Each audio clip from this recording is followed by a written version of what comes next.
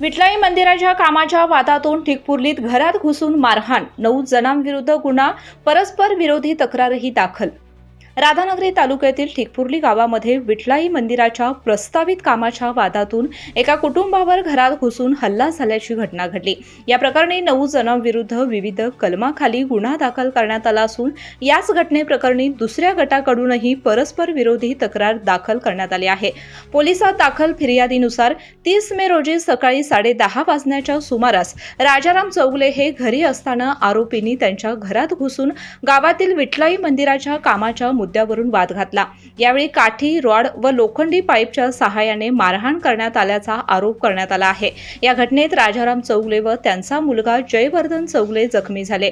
तसेच कुटुंबियांना शिवीगाळ करून तू विठलाई मंदिराचे काम केलेस तर जिवंत सोडणार नाही अशा धमक्या दिल्याचं फिर्यादीत नमूद करण्यात आले आहे। या प्रकरणी सुनील हिंदूराव चौगले, संदीप हिंदूराव चौगले, हिंदूराव दादू चौगले, सूरज शंकर चौगले, दिनकर श्रीपती चौगले, किरण बापू चौगले, उदय बापू चौगले, प्रवीण बाजीराव चौगले आणि अभिजित शिवाजी चौगले यांच्या विरुद्ध मारहाण, घरात घुसखोरी, धमकी व अन्य कलमांखाली गुन्हा दाखल करण्यात आला आहे। दरम्यान याच घटनेसंदर्भात दुसऱ्या गटाकडूनही 6 जणांविरोधात तक्रार दाखल करण्यात आली असून घर व शेतीच्या वाटणीच्या वादातून त्यांनाही मारहाण झाल्याचा दावा करण्यात आलाय। त्यामुळे पोलिसांनी या प्रकरणात परस्पर विरोधी गुन्ह्याची नोंद केली असून पुढील तपास राधानगरी पोलीस ठाण्याचे हेड कॉन्स्टेबल देसाई करत आहेत।